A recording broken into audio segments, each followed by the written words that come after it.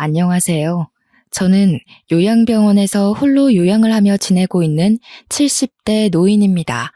무료한 일상에 심심하던 찰나 여기 계신 간호사분이 이런 채널이 있다는 걸 알려주셔서 매일같이 사연을 듣다가 저도 용기 내어 사연을 올려봅니다. 글솜씨가 워낙 서툴고 재주가 없어서 어떻게 이야기를 풀어야 할지 참으로 걱정이 되네요. 할머니의 이야기가 재미가 없을까봐 걱정이 되기도 하고요. 하지만 속 안에서부터 꽁꽁 숨겨왔던 저의 지난 이야기를 속 시원히 한번 털어보려고 이렇게 한자 한자 글을 써봅니다. 모쪼록 제 인생사 이야기 들어주시고 같이 공감도 해주시고 욕도 해주시고 하면 고마울 것 같습니다. 인생살이가 참 더덥다지만 이렇게 혼자나마 요양을 하고 있으니 마음 한구석이 시린 건 어쩔 수 없네요. 저도 처음부터 이리 외롭게 살진 않았습니다. 북적북적한 가족들과의 저녁 식사도 있었고 우리 아이 손잡고 꽃가옷을 사던 시절도 있었죠. 왜 홀로 요양원에서 지내는지 궁금하시려나요? 그럼 지금부터 이야기를 시작하겠습니다. 저에게는 믿기지 않으시겠지만 자식이 셋이나 있습니다. 각자 2살 터울씩인데 듬직한 아들 둘에 곱디고 온 딸 하나가 있죠. 남편이랑 얼마나 금슬이 좋았는지 대충 짐작이 가시나요? 없는 살림에 무리해서 자식을 셋이나 놓고 살 정도로 남편과 저는 행복했습니다. 우리 배는 고라도 자식들은 항상 배가 빵빵하게 먹이면서 그렇게 살았습니다. 그래도 막내딸을 낳았을 때 우리 형편은 꽤 좋았습니다. 자식들 아프면 병원 바로 데리고 갈 수 있고 자식들이 뭘 필요로 하면 바로 사줄 수 있는 그 정도의 형편은 되었죠. 우리 첫째 아이가 10살이 되었을 때까지 우리 가족은 하루하루가 늘 행복했습니다. 동생들을 챙기는 첫째와 가운데서 개구진 모습으로 늘 장난을 치는 둘째, 그리고 애교가 넘쳐 흐르는 막내까지. 하루가 이렇게 짧은가 싶을 정도로 아이들만 보고 있으면 시간 가는 줄 몰랐습니다. 우리 가족의 사이는 정말 좋았죠. 남들이 전부 인꼬 부부 사이에서 태어난 강아지 같은 놈들이라며 부러워했어요. 주말마다 웃음이 끊이지 않는 저희 집을 기웃거리는 동네 주민들까지 있었으니 말 다 했죠. 그런데 우리 가족의 행복은 평생 가지 못했습니다. 우리 첫째 아이가 10살을 맞은 그해 겨울 갑자기 남편이 심장마비로 세상을 떠나게 되어버렸죠. 아무런 예고 없이 찾아온 심장의 정지는 우리 가족들의 행복도 정지시키고 말았습니다. 아이들은 아빠의 부재를 실감하지 못했고 저는 남편의 몫까지 책임져야 하는 무거운 어깨를 가지게 되었습니다. 아빠가 멀리 일하러 간 것이라 생각하는 아이들은 밤마다 아빠와 통화를 하게 해달라며 저를 보채곤 했습니다. 그럴 때마다 아이들에게 눈에 힘을 주며 큰 소리를 내야 했던 제 심정을 다들 이해하실까요? 그때 왜 아빠를 찾는 아이들에게 좋은 말 한마디 못해주고 화를 내야만 했는지 저도 참 후회가 되네요. 하지만 그렇게 해야 아이들이 하루빨리 아빠를 잊고 제 마음을 이해해 줄 수 있을 거라 믿었습니다. 아이들 가슴에 아빠라는 존재를 꽁꽁 묻어버리게 하는 짓이라고는 생각하지 못했죠. 다행히도 심장마비로 죽었지만 보험금을 받을 수 있었고 그 보험금 몇 푼이 우리 아이들의 대학 등록금이라 생각하고 버텼습니다. 저는 첫째 아이가 10살이었지만 갓 30살을 넘긴 나이였기에 무슨 일이든 할 수 있을 거라 믿었습니다. 그때부터 저는 생계를 책임지기 위해 발빠르게 뛰어다녀야 했어요. 저에게도 안정이라는 게 필요했고 아이들에게도 현실에 적응할 수 있는 계기가 필요했기 때문이었습니다. 제가 일을 하고 바쁘게 살아야 우리 아이들도 저만큼 바쁘게 살 수 있을 거라고 생각했어요. 그 당시에 저는 세상에 혼자 남겨진 기분이었고 아이들이 은근히 짐덩어리처럼 느껴졌기 때문에 어떻게든 움직여야만 했습니다. 내가 자리를 잡아야 우리 아이들도 자리를 찾아갈 거라고 믿었던 탓이죠. 애들은 점점 크고 돈은 더 들어가니 어떻게 돈을 벌어야 하나 고민하던 찰나에 오랜 동네 친구가 저에게 땅을 사두라고 일러주더군요. 평택에 있는 땅인데 개발이 될 거라면서 저에게 미리 사둬야 싼값에 많은 이득을 볼 수 있을 거라고 했습니다. 저는 친구만 믿고 혹해서 땅을 사버렸습니다. 남편이 저와 아이들을 위해 남겨준 보험금을 탈탈 털어서 평택의 어느 땅이라 했는지 기억도 안 나는 임야를 사들였어요. 당시 평택 땅은 정말 값이 나가지 않았기에 보험금을 탈탈 털어 사면 꽤 많은 평수의 땅을 가질 수 있었습니다. 그때 땅을 직접 보고 샀어야 했는데 오랜 친구가 저의 뒤통수를 칠 거라는 생각은 하지도 못하고 땅을 구매했죠. 나중에서야 그래 나에게 땅이 있지 하는 마음에 찾아간 평택 땅은 정말 황무지였습니다. 아무것도 없는 넓은 대지. 그곳은 밭으로도 논으로도 쓸 수 없는 그냥 황무지 같은 넓은 땅뿐이었습니다. 상가를 지을래도 옆에 아무것도 없는 허허벌판에 건물 하나 있어 어디다 쓰겠습니까? 저는 허탈한 마음을 숨길 수가 없었습니다. 이게 어떤 돈으로 산 땅인데 이렇게 아무것도 없는 허허벌판이라니. 제 마음처럼 공허함만 가득할 뿐이었죠. 당장 생계를 꾸려야 할 돈을 털어 땅을 샀으니 제 수중에 돈이 얼마나 있었겠습니까? 남편과 함께 무리해서 구한 집을 팔 수도 없는 노릇이었기에 저는 바로 동네의 구직 자리를 알아보았습니다. 저희 동네에는 큰 시장이 하나 있었는데 그곳에 상인들을 대상으로 하는 배달 전문 식당이 하나 있었어요. 그곳은 홀 테이블은 4개밖에 없고 전부 배달 장사를 하는 곳이었습니다. 저에게는 어쨌든 돈이 필요했고 조금이라도 더 월급을 주는 곳에서 일을 하고 싶었기 때문에 물불 가리지 않고 그 식당에 취직을 했습니다. 식당 사장님은 손이 빠른 저를 좋아하셨고 저는 목이 수그러드는 것도 잊은 채 머리에 백바늘이고 시장 곳곳을 배달했습니다. 시장에 나무를 파는 할머니도 건어물을 파는 아저씨도 모두 저를 안타깝게 생각하셨지만 좋았어요. 제가 불쌍해질수록 한 푼 더 쥐어주는 돈이 저를 행복하게 만들었거든요. 아이를 셋이나 키워야 하는 저는 아침 식당이 문 열 때부터 상인들이 문 닫는 시장 마감 시간까지 열심히 뛰어다녔습니다. 그런 저를 상인들이 참 예뻐해 주셨죠. 하지만 좋은 마음만 가지고 예뻐해 주시는 분들도 있는 한편 그렇지 않은 사람들도 있었습니다. 제가 정말 진절머리나게 생각하는 나무를 파는 할머니가 한 분 계셨습니다. 그 할머니는 억척스럽게 장사를 하기로 유명하신 분이었는데 그래도 나물 하나는 기가 막히게 다듬어 파셔서 종종 사러 오는 단골 손님들이 있었죠. 할머니는 주변 상인들에게도 꽤 미움을 받는 분이셨습니다.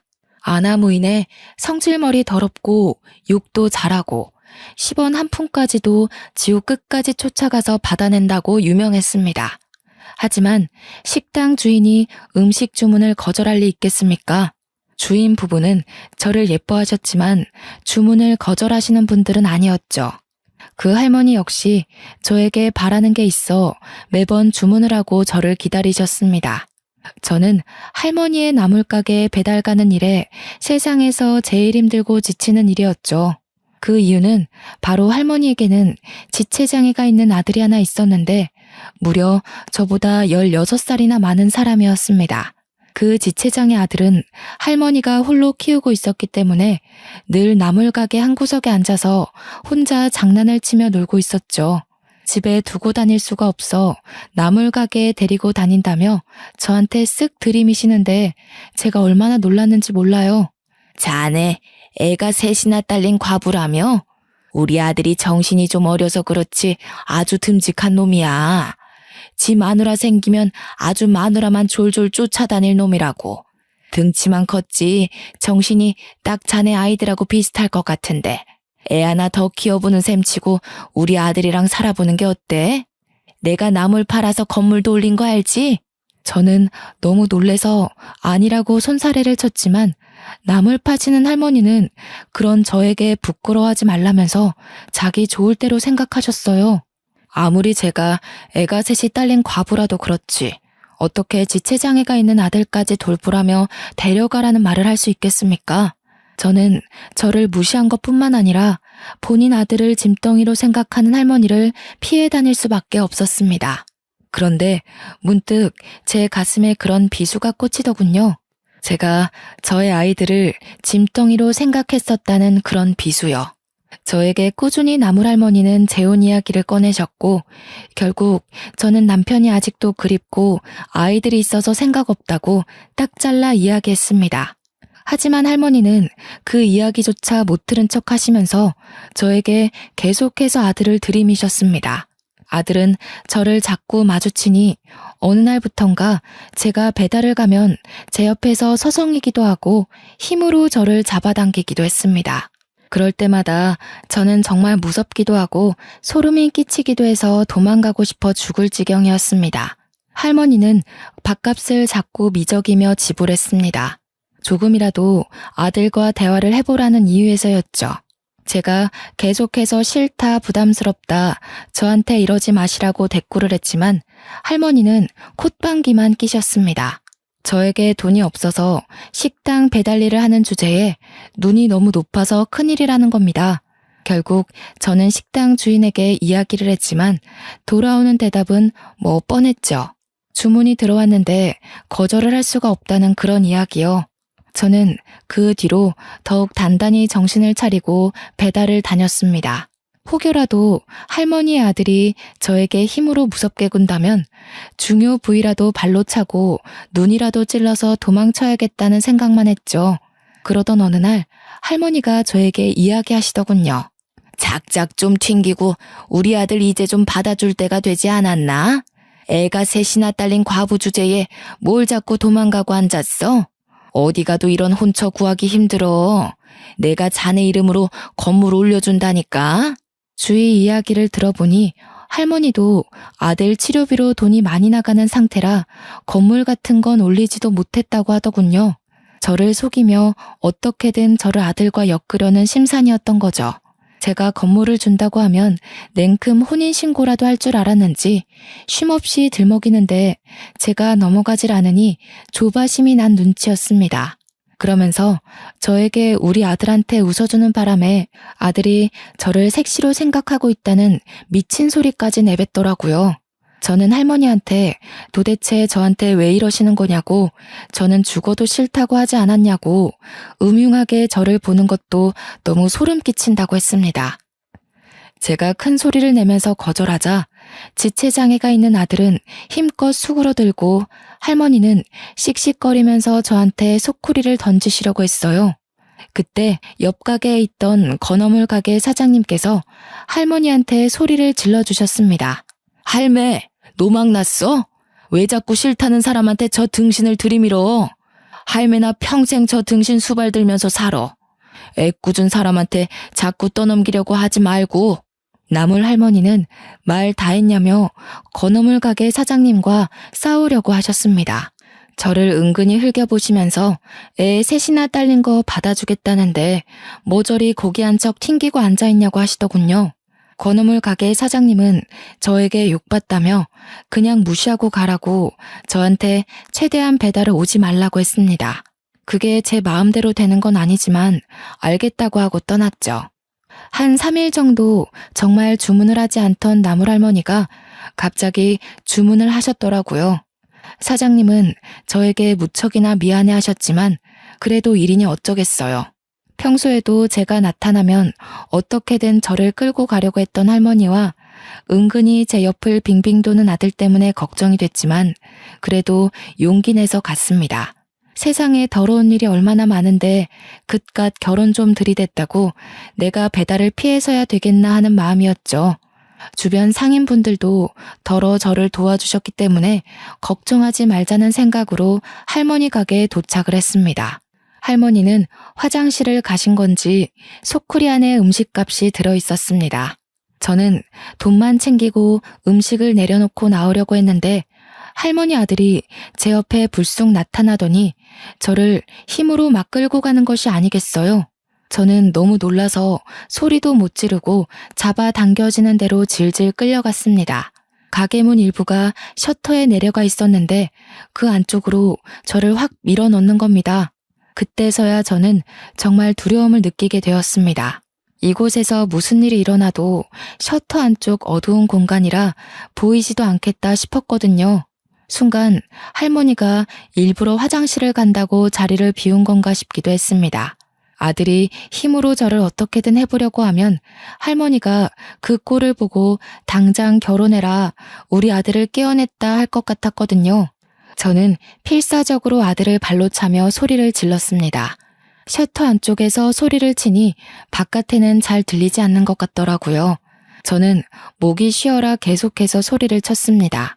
제발 살려주세요, 도와주세요 하면서 말이죠. 나중에는 눈물까지 나더라고요.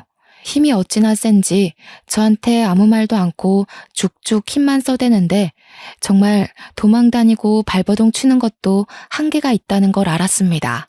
옆에 있던 건어물 가게 사장님이 가게 안쪽이 소란스럽자 무슨 일 있나 싶어서 오셨다가 제가 소리치는 걸 듣고 아들의 뒤통수를 때려주셨어요.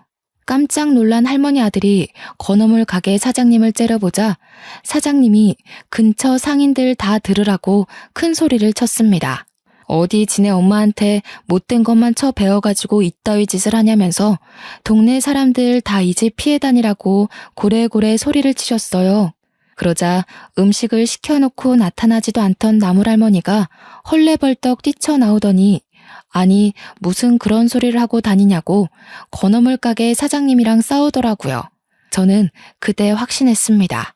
나물할머니가 이 모든 일을 꾸며놓고 일부러 나타나지 않았다는 것을 말이죠. 저는 서러움에 엉엉 울면서 가게에 돌아왔고 제가 배달을 가서 돌아오지 않으니 걱정하셨던 사장님 부부는 제 꼴을 보고 깜짝 놀라셨습니다. 그러더니 저한테 미안하다고 진심으로 사과를 하시며 배달일에서 빼주시고 저를 주방으로 돌려주셨습니다. 다행히 인원을 더 뽑으려고 했었다면서 주방에서 일을 해주는 게 좋겠다고 했어요. 며칠 뒤에 나물 할머니가 가게까지 찾아와서 일을 어찌 이리 크게 만드냐고 그냥 우리 아들이랑 결혼하면 됐잖아 라며 적반하장으로 굴었습니다. 가게 사장님은 할머니에게 소금을 뿌리면서 노망난 할매 주문 안 받아줄 거라면서 아들을 보호소에 보내던지 하라고 소리치셨죠.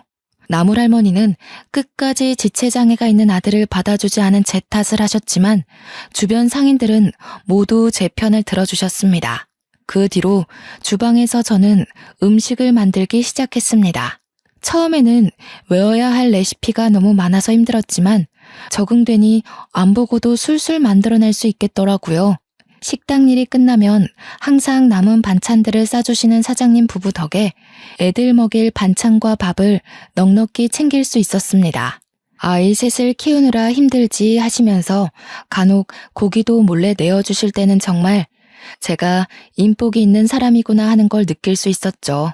배려도 얼마나 많이 해주시는지 아이들의 소풍날이나 운동회 날에도 제가 아이들 도시락을 쌀 수 있도록 가게 주방을 내어주시는 분들이셨습니다. 제 아이들이 가게에 놀러오면 손에 꼭 1,000원이라도 쥐어주시던 사장님 부부셨어요. 우리 애들 정말 배 한 번 골아본 적 없이 든든하게 채워가면서 공부시켰습니다. 물론 과외나 학원 같은 데는 못 보내봤지만 애들이 알아서 스스로 공부를 잘해주었습니다. 다들 자식 농사 잘 지었다고 어찌 저리 똑똑하냐고 비법이 뭐냐고 물어볼 정도였어요. 우리 남편 닮았으니 똑똑하죠. 하고 대꾸하면 아직도 남편 타령이냐고 핀잔을 주시는 분들도 있었지만 대부분 저를 참 안타까워하면서도 대견하게 봐주셨어요. 시간이 흐르고 흘러도 저는 항상 제자리를 지키며 음식을 만들었습니다. 적어도 우리 막내가 20살이 될 때까지만이라도 일을 해야 밥을 마음껏 먹일 수 있을 텐데 하는 마음에서 버텨냈어요. 손에 화상을 입고 식당 일을 한다며 무시당하고 술 취한 취객이며 상인들이며 모두 저를 힘들게 할 때에도 저는 아이들을 생각하며 버텼습니다. 아침에 아이들 셋이서 알아서 양치질을 하고 옷을 꺼내 입고 가방을 챙겨서 학교를 다녀오고 집에 돌아와 시간을 보내며 공부하고 저녁밥은 아침에 나오기 전에 차려둔 차갑게 식은 그 밥을 아무런 불평 없이 먹고, 제가 퇴근해서 돌아오면 그제서야 씻고 자는 우리 아이들. 너무 일찌감치 세상을 알아버린 탓에 철이 들어버린 아이들을 생각하면서 눈물도 꾹 참아내며 버텼습니다. 저는 그래야만 했어요. 남편을 일찍 보냈다는 이유로 그렇게 버텨야만 했습니다. 저는 그렇게 둘째 아이가 고등학교 3학년이 될 때까지 10년을 식당에서 일을 했습니다. 아이들이 중고등학생이 되니 정말 힘이 들긴 했습니다. 사춘기가 심하게 온 아이들은 엄마가 해준 게 뭐냐는 이야기를 서슴없이 내뱉기도 했고, 저에게 돈이나 내놓으라며 날강도 짓을 하기도 했습니다. 한창 사랑이 필요한 시기에 제가 돈을 번다는 이유로 바빴으니 아이들이 저에게 낯을 가려도 할 말이 없는 수준이었죠. 저는 그런 아이들에게 회초리도 들어보고 사탕 발린 말로 달래보기도 했지만 사실 쉽지 않더군요. 점점 커진 아들 둘은 저에게 대면대면하게 굴었고, 막내딸은 저에게 살갑게 하고 싶어 했지만 머뭇거리더군요. 그래도 저는 아이들을 키워내기 위해 어쩔 수 없는 선택이었다고 저 스스로를 변호할 수밖에 없었죠. 둘째 아이의 수능이 가까워진 어느 날, 저는 식당을 인수받게 되었습니다. 사장님 부부는 식당 일 하면서 돈 많이 벌었다고 저에게 이 자리 이 가격으로 주기 쉽지 않다고 하셨어요. 제가 일하면서도 매출을 확인했을 때 정말 장사가 잘 됨을 느끼기도 했고, 사장님이 이제 외국 가서 자식들이랑 살 거라고 정리하는 걸 보니 저도 혹했습니다. 그래서 참 우리 아들의 대학 등록금 모아두었던 적금을 깨서 식당을 인수했습니다. 어차피 돈이야 벌면 된다고 생각했던 거죠. 첫째 아들은 바로 군대에 가버렸습니다. 제가 식당 인수받느라 돈을 썼기 때문에 군대에 가서 돈이라도 모아오겠다는 말을 남기고 떠났습니다. 홀로 논산훈련소에 도착했다며 저에게 전화가 왔을 때는 정말 가슴이 미어지는 기분이 들었죠. 아들은 덤덤했습니다. 저에게 돈 많이 벌어두라며 군대에서 착실하게 모아오겠다며 대한민국 남자들은 누구나 가는 거라고 오히려 저를 안심시키더군요. 그러면서 저에게 그동안 말도 안 듣고 엇나가서 죄송하다고 했습니다. 저에게 대면대면했던 아들들이지만 그래도 공부 하나는 착실하게 했던 놈들이라 저는 그런 마음 갖지 말라고 했어요. 우리 아들과 딸 어디에 내놔도 자랑스럽고 든든하다고요. 첫째 아들이 대학 등록금이 부담스러워 군대에 떠나고 둘째 아들도 대학에 합격했습니다. 둘째 아들이 군대에 갈 땐 첫째 아들이 제대를 했고 막내딸도 대학에 들어가게 되었죠. 모두들 서울에 있는 학교에 철썩 붙어버린 덕에 자취 비용이 따로 들지 않았고 장학금도 근근히 챙겨와 부담되지 않았습니다. 무엇보다도 제가 인수한 식당은 여전히 잘 되고 있었고 저는 돈 걱정 없이 성인이 된 아이들을 지원할 수 있게 되었죠. 저는 장사를 하며 현금을 쓸어 모으기 시작했습니다. 왜냐하면 시장 특성상 현금으로 거래를 했기 때문입니다. 다들 주머니에서 현금을 꺼내 밥값을 결제해 주신 덕분에 제 통장 잔고도 점차 늘어났죠. 첫째 아들은 대학을 졸업하고 공무원 시험을 봐서 합격을 했고 둘째 아이도 대학 졸업을 마친 상태였습니다.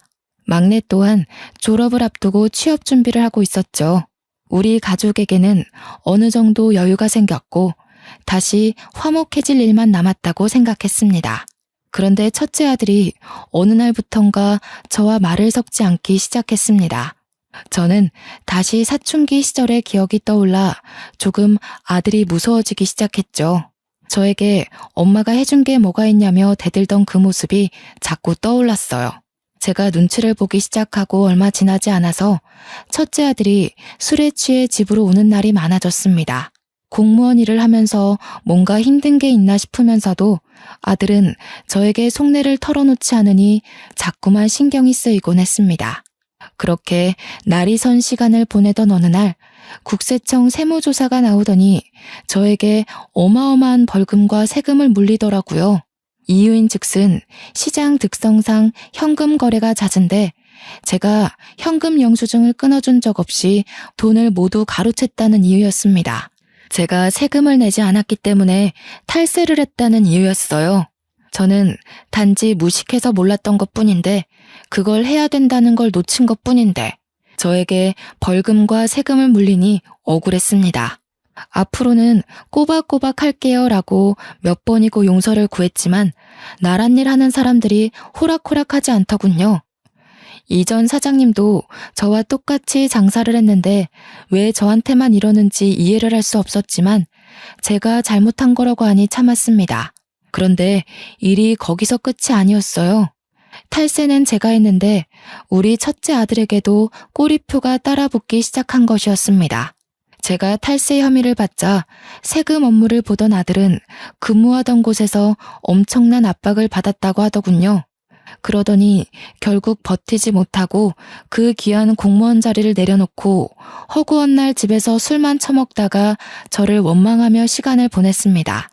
저 때문에 근무지에서 버틸 수가 없었다면서 왜 탈세를 했냐고 울면서 저에게 이야기를 하는데 저는 할 수 있는 말이 없었습니다. 제가 할 수 있는 일이란 아들에게 매일 아침 술값을 쥐어주고 출근하는 것뿐이었어요. 아들은 저에게 탈세한 더러운 돈이라고 하면서도 그 술값을 챙겨 술을 마셨습니다. 첫째 아들이 망가져가는 사이 둘째 아들은 중소기업에 취직해서 착실한 하루를 보냈고 막내딸은 백화점에 취직했습니다. 각자 자리에서 열심히 일을 하는 동안에도 첫째는 자긴 결혼도 못할 거라면서 술에 취해 살다가 간암에 걸리고 말았습니다. 술을 그렇게 마셔댔으니 당연히 몸이 성치 않을 것이라 생각을 하면서도 아들을 살피지 못한 제가 죄인이었죠. 일이 바쁘다는 이유로 술만 먹는 아들에게 잔소리 한번 못한 저는 간암이라는 아들의 말에 오열을 할 수밖에 없었습니다. 그때도 아들은 제 탓을 하더라고요. 엄마가 술값을 쥐어주지만 않았어도 이렇게 술을 먹지 않았을 거라고요. 나이 30살에 간암이라 하니 저는 정말 하늘이 무너지는 기분이었습니다. 우리 아들 나이에 저는 과부가 되었는데 우리 아들은 나이 30살에 간암에 걸리는구나. 이게 무슨 개떡 같은 운명인가 하면서요. 저는 현실을 잊고 싶어 더욱 식당 일에 매달렸습니다. 그럴수록 우리 아들은 말라갔고 죽어갔습니다. 결국 투병 생활을 하느라 저는 모아두었던 모든 돈을 꺼내어 최고의 의료진에게 치료를 받을 수 있도록 노력했습니다. 하지만 아들은 이미 자기 인생을 비관하기 시작했고 살 이유가 없다면서 하나둘 손에서 모든 걸 놓았습니다. 살아내려는 의지가 없으니 당연히 병마와의 싸움에서 지고 말았습니다. 투병 2년 만에 우리 아들은 아버지가 있는 하늘나라로 떠나버렸죠. 저는 큰아들을 그렇게 보내고 하염없이 울었습니다. 하늘은 뭐가 그리 급해서 우리 아들 한창 나이에 데려가느냐고. 내가 이렇게 고생고생하며 하루를 버티고 사는데 어찌 이런 시련을 주시냐고 원망을 했죠. 하지만 시간은 또 흐르더군요. 첫째 아들이 그렇게 허망하게 세상을 떠났지만 그래도 뱅뱅 도는 시계는 여전히 움직이고 있었습니다. 둘째 아들과 막내딸도 나이가 차니 결혼을 하겠다고 했습니다. 저는 첫째 아들이 죽은 것이 마음속 깊이 상처로 남았지만 며느리도 생기고 사이도 생기니 다시 일어날 수 있었습니다. 새 출발을 한다는 마음으로 살아보기로 결심했죠. 손주들 많이 낳고 북적북적하게 잘 살아다오 하는 말로 두 아이를 시집장가 보냈습니다. 제 말이 씨가 됐는지 막내딸내는 아들 하나 딸 하나 낳고 잘 살고 있었는데 아들네 집에서는 도통 아이 소식이 없었습니다. 저는 시어머니가 시집살이 시킨다는 소리를 듣지 않기 위해서 며느리에게 단 한 번도 아이로 스트레스를 주지 않았습니다. 아이를 낳지 않고 살아가는 사람들도 있다고 하니 그냥 그런가 보다 하고 넘어갔어요. 물론 아들을 똑 닮은 손주를 보고 싶은 마음이 있었음에도 제가 잔소리를 하는 순간 시가에서 귀찮게 한다는 이야기를 들을까봐 꾹 참았어요. 하지만 궁금한 건 어쩔 수 없어 은근히 며느리에게 한번 물어보니 며느리가 제게 성질을 팍 내더라고요. 우리 아들이 불임이었던 것이었어요. 씨가 없는 수박이라고 그러더군요. 아이를 가질 수 없는 몸이라고 병원에 가서 검사까지 했다고 하는데 저는 정말 믿을 수가 없었습니다. 우리 아들이 불임이라는 소리는 정말 첫째 아들이 간암이라고 선고를 받았을 때랑 비슷한 충격을 저에게 주었습니다. 어찌하여 시간이 흐를수록 저에게 이런 시련만 닥쳐오는지 믿을 수가 없었습니다. 며느리는 저에게 아들이 불임이라 요즘 관계가 소원하다고 하더군요. 제가 하는 모든 게 다 간섭 같고 귀찮다고 했어요. 저는 그런 며느리에게 아무 말도 해줄 수가 없었습니다. 우리 아들이 불임인데 제가 뭐라 위로를 덧붙이겠나요? 며느리에게 바깥에서 아이를 낳아오라고 할 수도 없는 처지 아니겠습니까? 저는 모든 걸 감내하며 버텨야 된다고 생각했습니다.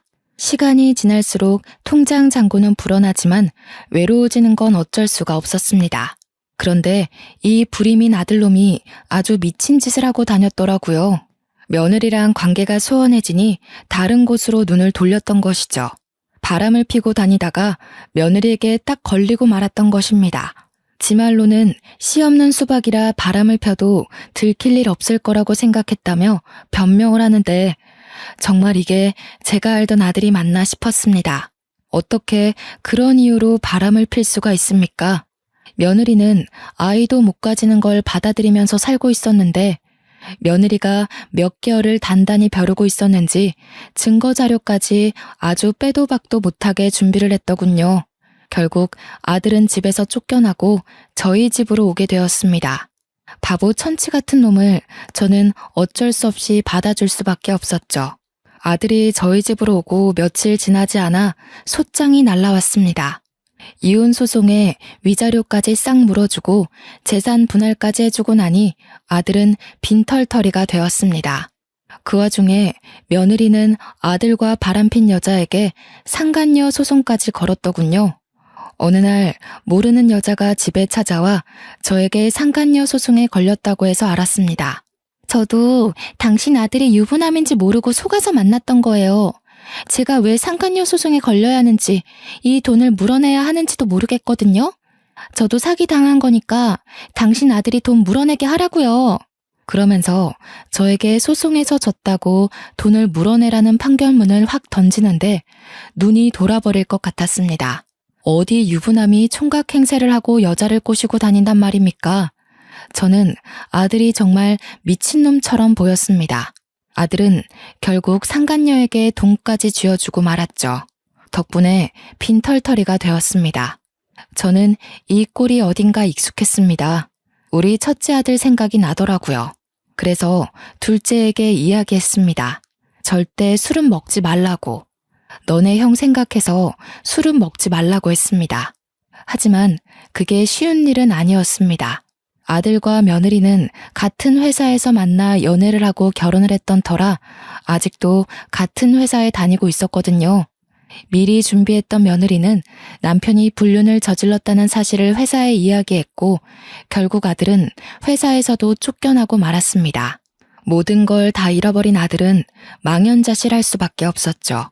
퇴사 명령을 받고 퇴직금 몇 푼 챙겨 나온 아들은 집 밖으로 나오길 거부했습니다. 저는 아들에게 식당 일이라도 도우며 살라고 했지만 아들은 들은 척도 하지 않았습니다. 저에게도 그리 힘들었던 시절이 있었기에 아들 스스로 알을 깨고 나오기를 기다려주기로 마음을 먹었죠. 딸은 그때까지도 백화점에서 여전히 일을 하고 있었는데 애를 둘이나 낳고 워킹맘으로 사는 게 쉬운 일이 아니라며 고민을 하고 있었습니다. 큰아들이 죽은 지 1년도 지나지 않아 둘째까지 사고를 친 마당에 막내딸이 저에게 돈을 빌려달라고 하더군요. 저는 이미 탈세 때문에 세금을 나눠서 내고 있었던 중이라 큰 돈을 내어줄 만한 상황이 되지 않았습니다. 그래서 딸에게 솔직하게 이야기해라. 얼마가 필요하고 어떤 일 때문에 그러냐고 물어봤습니다. 딸은 우물쭈물하면서 저에게 실토했죠. 사실은 남편 몰래 빚이 좀 있어서 그래요. 돈 좀 빌려주세요. 아니, 사위 몰래 빚을 질 일이 뭐가 있어. 사위가 돈을 안 벌어다 주는 것도 아니고 애들 키우면서 빠듯한 것도 아니지 않니? 엄마, 그냥 돈 좀 빌려주면 안 돼요? 엄마 현금 쓸어 담는다고 소문났던데 그거 세금도 나눠서 내는 거잖아. 나 진짜 급하단 말이야. 뭐 때문인지 정확하게 모르는데 내가 다짜고짜 빌려줄 순 없다. 백화점에서 일하면서 명품을 얼마나 많이 보는지 알아요? 다들 하나씩 백 하나 들고 있는데 나만 없더라. 그게 너무 초라해서 몇 개 샀어. 근데 돈이 없어서 대출 받아서 샀어. 됐어?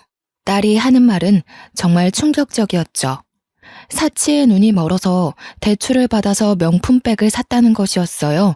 그것도 몇 개씩이나요. 저는 그게 변명인 걸 알았지만 잔소리할 경황이 없었습니다. 남들과 비교해대며 그들은 하나씩 있는데 나만 없어서 샀다는 말 자체가 너무 어이가 없고 믿기 힘들었습니다. 그들은 그들의 형편대로 맞춰서 사는 것이고 너는 너대로 살아야지 라고 말하고 싶었지만 딸아이는 이미 잔뜩 흥분해 있는 상태였어요. 그러면서 저에게 딱 5천만 원만 빌려달라고 하는 겁니다. 내가 5천만 원이 어디 있니? 네가 산 명품들 팔아서 갚으면 되겠구나. 그러니까 저한테 가방을 어찌 파냐며 팔아도 그값 안 나온다고 팔아봐야 반값이라고 저한테 울면서 읍소를 하는 겁니다. 5천만 원만 빌려주면 아무 일 없었다는 듯 살 수 있다고 하면서 제발 한 번만 도와달라고요. 그러자 옆에 있던 아들이 셀쭉 입을 내밀면서 막내한테 5천만 원 주면 자기한테도 줘야 하는 거 아니냐고 말을 덧붙이더군요. 저는 화들짝 놀라 아들을 쳐다보았습니다. 그러자 저한테 막내만 5천만 원 주면 자기는 소송을 걸겠다고 큰 소리를 치는 게 아니겠어요. 그러더니 둘이 싸우기 시작하더군요. 제가 늙으면 누가 모실 것 같냐고 하면서 서로 돈 내놔라 하면서 싸우는데 그때 제 나이가 60을 넘겼을 때입니다. 둘째 아들이야 제가 데리고 산다 치지만 막내딸은 자식도 둘씩이나 있고 아직 유치원 다니는 애들이니까 마음에 걸려서 둘째 아들 몰래 딸에게만 돈을 빌려주었습니다. 그런데 아들이 제 통장을 우연히 확인했고 이체 내역을 보더니 유산 상속한 거냐고 노발대발 저에게 화를 내면서 난리를 치더군요.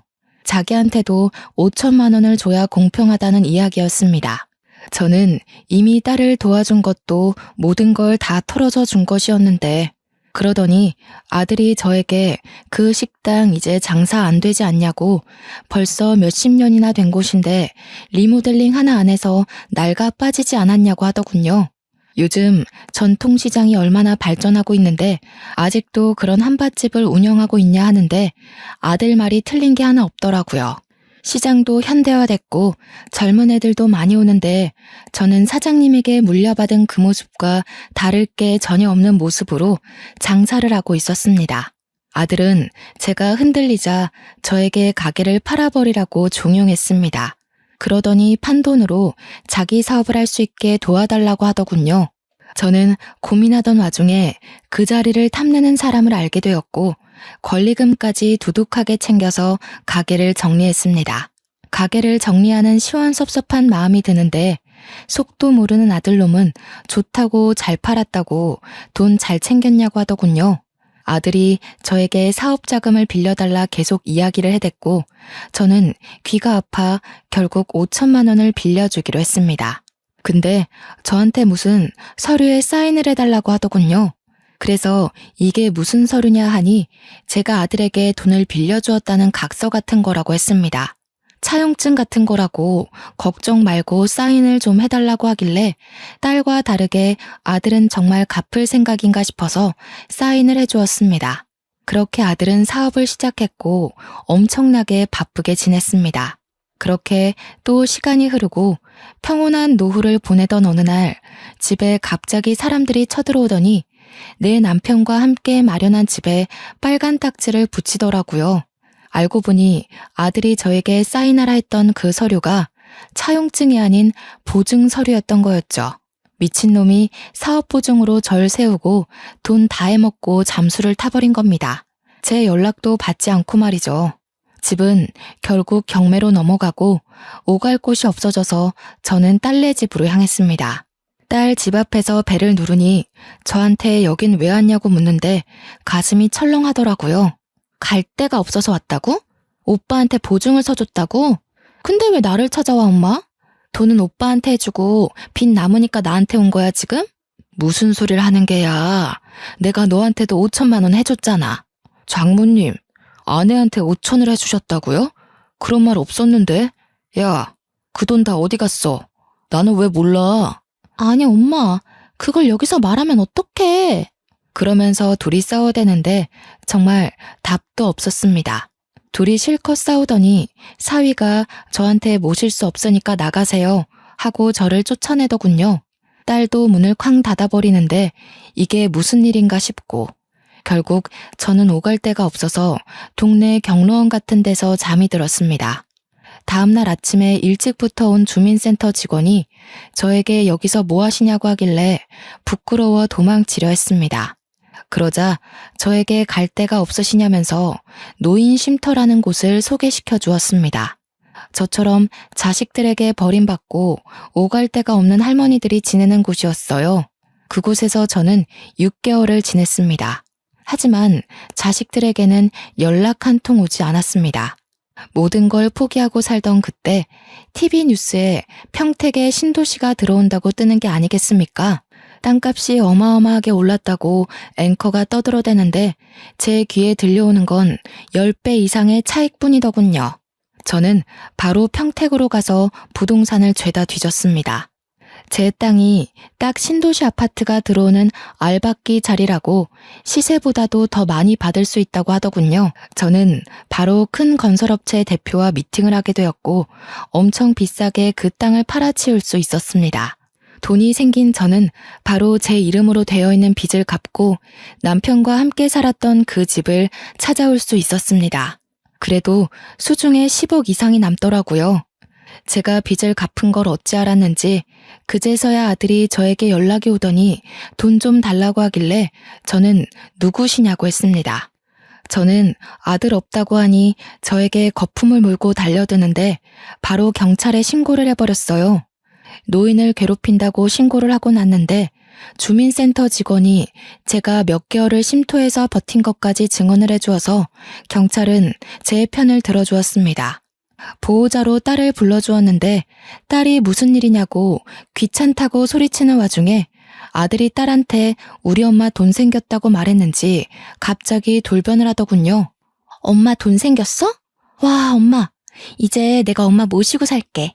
그동안 내가 좀 철이 없었지? 엄마는 다 이해해줄 수 있잖아. 저는 소름 돋아서 그간 있었던 모든 일을 경찰에게 이야기하고 접근 금지 요청을 했습니다. 덕분에 한 달 동안 접근 금지 처리를 받게 되고 주민센터 직원의 도움을 받아 그 한 달 동안 모든 걸 정리했습니다. 저는 요양원에서 죽을 때까지 지낼 돈을 빼고 전부 노인 쉼터에 기부를 했습니다. 저처럼 소외받는 노인들을 위해 써주십사 부탁을 드렸죠. 그게 주간지 기사에 실리자마자 아들, 딸 둘 다 눈이 돌아서 저한테 연락이 오더라고요. 저는 바로 휴대폰 번호도 바꾸어버리고 제 주소를 열람할 수 없도록 금지 신청까지 모조리 다 해치웠습니다. 그래서 저는 지금 연고도 없는 동네로 내려와 요양원에서 지내면서 요양보호사들이랑 수다도 떨고 만들기도 하고 퍼즐도 하며 그렇게 시간을 보내고 있습니다.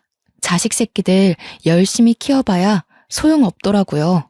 물보다 피가 진하다고 하지만 저는 지금 제 옆을 지켜주는 요양보호사들과 간호사, 그리고 간간히 찾아오는 주민센터 직원이 훨씬 가족 같고 편합니다. 끊어내야 할 땐 빠르게 끊어내는 게 정답인 것 같습니다. 날이 추워지는 마당에 모쪼록 감기 조심하시고 평온한 나날 보내시길 바랍니다. 감사합니다.